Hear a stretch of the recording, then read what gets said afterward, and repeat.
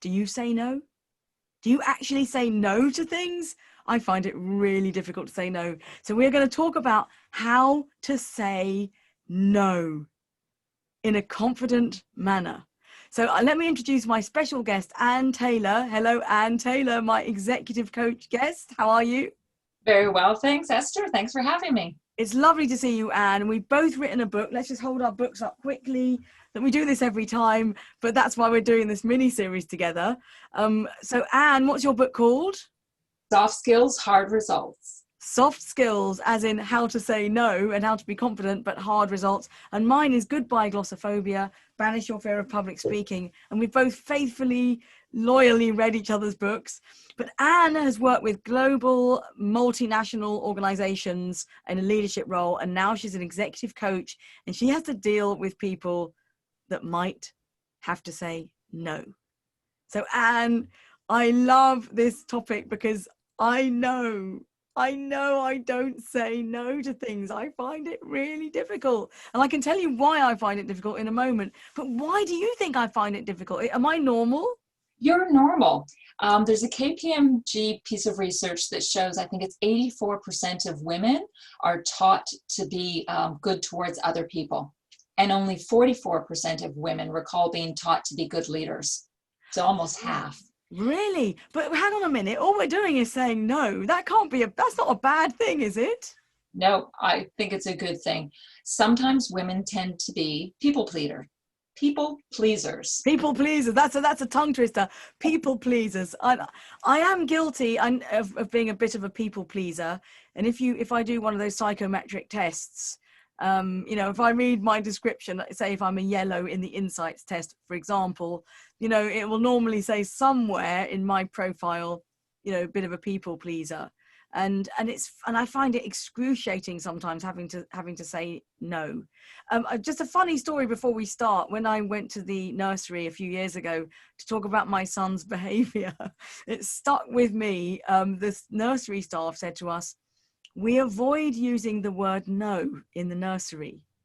And I thought, wow, because you think of old fashioned, you must say no. You can say no to a child. You've got to say no to a child. And in the nursery, they said, look, we avoid no because we try and find a workaround. So, for example, can I have that? Well, let's have a think about that. Well, what about this? How about if you use that first? Hang on a minute, wait your turn, or anything other than no. And I have found that when I'm working with clients, and I quite often work with people with quite big egos and leaders and positions of power and authority, sometimes they really don't like people saying no to them. And when I work with clients who are working with the big CEO and the big leaders, and when I was at the BBC, I used to work with big personalities with, with big egos and lots of people following them. They didn't like the word no.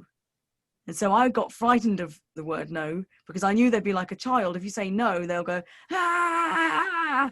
So I'd find a workaround. So tell me if that is that good? Am I doing the right thing, Anne? That is certainly one strategy that you can try. There's not one right answer for everything. So we've got a bunch of different tips. One is that you don't say no, you actually say yes. You say yes, though, in a way of, yes, I can do that if you'd like. The impact will be that I can't do project X as a result. Yes, absolutely. So have them make trade-offs, prioritize. I love that. I often say to people, the answer is always yes. However, there may be a huge consequence. We may go out of business. Yep. The other side of it, though, sometimes I've got executive clients who don't want to say no because they're afraid that their boss won't like them. They won't get a promotion. They won't be seen as collaborative. And it's really more about their boundaries and their assertiveness as opposed to saying yes or no. And there's a great book that talks through a structure of how to say no to someone. The first thing you do is acknowledge the request. Oh, I understand that that's very important and needs to be done. The next thing you say is that you own the refusal. You say, I won't or I will not. Don't say I can't or I'm unable to, because that implies you don't have the ability. or the skill to do it. And then give a truthful reason. I have too many other priorities. And the fourth step, if possible, is suggest an alternative. I could do it next month, or how about you go check if Joe could do it? So if reassurance is your issue, practice that structure in how to say no. Okay, so Anne, let's do a little bit of a play here, because when I'm working with my clients, particularly just say in financial services, and it might be, say, a senior manager or maybe a director level, and she's got to go and say no to the partner. Okay, so the partner who's in charge of the project might say something like, so let's just see if it works, because I know that a woman in a leadership role will say to me, yeah, but I don't want to look like a difficult person. I don't want to seem like an obstacle. So let's see how it really sounds, and let's see if we can role play that scenario. So I'm the boss, okay? I'll be a woman boss. It doesn't matter. I'll be a woman boss. I'm the boss, and I'm going to say to you, right, you need to go and change the team on project X. I think you need to change the structure of the team on project X. And now see if that structure kind of works. How does it sound? I appreciate that you wanting me to change the team on project is important. And I won't be doing that at this point in time. I'm shocked, but it's really assertive. Okay, go on. And let me share the reasons for that. There's 3 reasons why I don't think that's the best decision at this point in time. And I'm open to reviewing it at a later date. Okay, and is there an alternative? There might be, depending on the situation. The alternative is that, Yeah, X, Y, Z, yeah. Okay, wow. How did that feel? How did it feel answering? Because on the receiving end, it really felt assertive. And when you said, I won't be doing that, I mean, I was like, oh my goodness. It's quite difficult, though, to get the confidence to say that to a more senior person. How did it feel for you? It feels okay for me, partly because I know you. And so that makes it quite a bit safer than a potential boss. It also, the second part of the structure, I softened a little bit so that it wasn't trying to be aggressive or, pushing power back to power. It was being a bit softer and going, and this is why I believe that's the case. And softening the tone a little bit. But it's really about being grounded and knowing what's right because you're the leader of that project. So can I ask a question? So look at me, I'm going to try and wheedle out of being like the really assertive answer.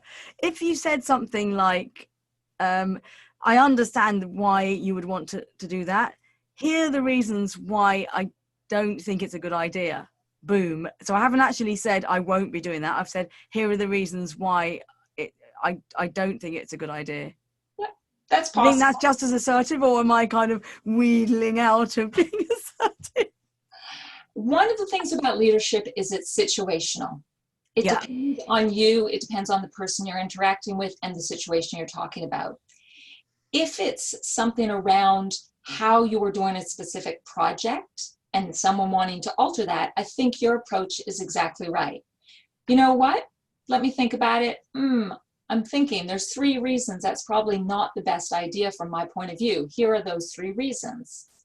If it's about someone coming to you and saying, this needs to be done now, here, it's yours to do, and you don't have time, that's where you go to, I appreciate that report needs to be written right now, and I will not be doing it. I've got this other project, unless you want to delay that project coming to fruition. Yeah. So I because we've talked before about, the answer can always be yes instead of no. So you could say, okay, if you want that done now, I could do that now. What would happen is that would have to be left. So I could actually just say yes. However, that other project would have to be delayed. Are you okay with that? Because then I haven't said no at all. I've only said the positive stuff. Because look at me, I'm just desperate not to be negative. I'm just desperate. It's like every bone in my body, every nerve ending is going against the negative. Do you think that's normal again? Again, your response could work. The issue I see with my clients, and I don't know if you see this as well, is they say, yes, I can do that, but project B will be delayed. Well, project B never gets delayed. And it ends up that both still have to be done. And you're there working into the night to get them done. If project B actually does get delayed, great. If it doesn't, then you've just overwhelmed yourself and you said yes. That's part of the problem. If you condition people to believe that you will always stay late to get stuff done, the first person they'll come to is you. Beware of saying yes. Learn to say no. Okay, we'd love to know your saying no stories. We'd love to know your tips. So please email me and I'll share this with Anne, esther@estherstanhope.com, or comment in the comments below. We'd love to hear, how do you say no? Do you manage to say no at all? Let us know. We'd love to hear from you. Thank you so much for tuning in.